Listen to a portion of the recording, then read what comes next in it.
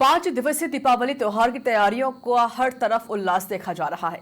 GST में कमी और बचत उत्सव को कारण बाजारों में चहल देख रही है। तो वहीं पर इस बार भी धनतेरस केवल सोने चांदी की खरीद तक सीमित नहीं होगी। सोने चांदी के बढ़ते दाम ने आम व्यक्ति की जेब पर बोझ बढ़ाया है। इससे उनकी जेब धनतेरस पर सोने चांदी की वस्तुओं को खरीदने की गवाही नहीं दे रही है। तो फिर धनतेरस पर किन वस्तुओं को समृद्धि के प्रतीक के रूप में खरीदा जाए, ये बड़ा सवाल है। आइए सवाल के जवाब के लिए देखते हैं हमारी खास रिपोर्ट।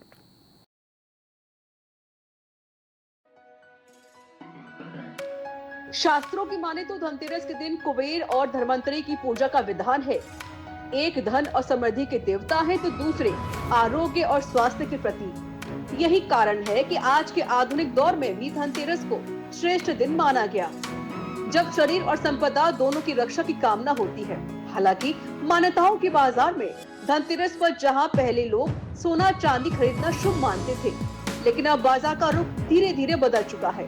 सोने चांदी के बढ़ते दाम आम उपभोक्ताओं की जेब पर भारी बोझ है और इससे हटकर दूसरी खरीदारी करने का मन बना रहे हैं। इस बारे में ज्योतिष से जुड़े पंडित मानते हैं कि मान्यता ये नहीं कहती कि केवल बहुमूल्य धातु ही खरीदे। इस दिन समृद्धि के प्रतीक के रूप में कोई भी जरूरी वस्तु खरीद सकते हैं, चाहे वो खाद्यान्न, बर्तन, शुभ चित्र, श्री यंत्र या गणपति लक्ष्मी के प्रतीक ही क्यों न हो। महंगाई के दौर में यदि कोई व्यक्ति सोना चांदी की जगह केवल झाड़ू या नमक ही खरीदे तो ये समाज के हर वर्ग के लिए शुभ अवसर लेकर आता है।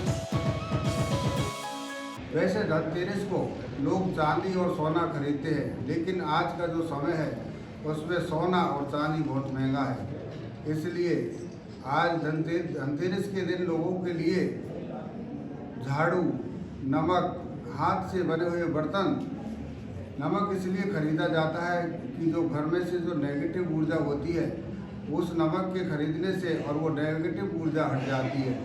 अगर लोग पोछा लगाते समय नमक उसमें डालें और उससे पोछा लगाएं तो नेगेटिव ऊर्जा हट जाती है घर से।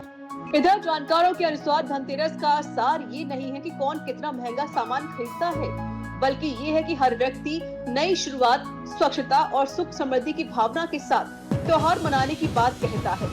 इस सोच को ध्यान में रखते हुए हर वर्ग धनतेरस को उत्सव के रूप में मनाते हैं।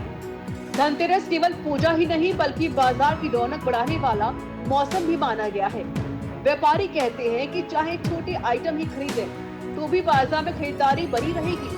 जब हर व्यक्ति अपनी हैसियत के मुताबिक कुछ न कुछ खरीदेगा, तभी दीपावली की रौनक हर घर में पहुंचेगी।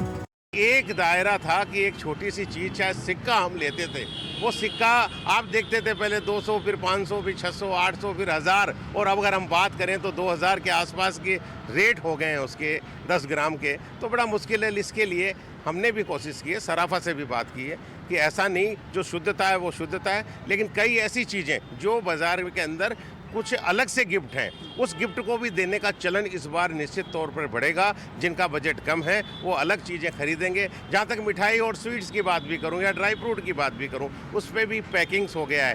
बाजार के जानकार भी मानते हैं कि महंगाई के बढ़ते दौर में प्रधानमंत्री नरेंद्र मोदी ने जीएसटी में छूट दी है, लेकिन राहत आमजन में खरीदारी की मान्यताओं पर ज्यादा असर नहीं दिखाने वाली है। दूसरी ओर इस फायदे में छोटे व्यापारियों के व्यापार में भी बढ़ोतरी जरूर होगी। धर्मेंद्र सिंह, समाचार प्लस, जयपुर।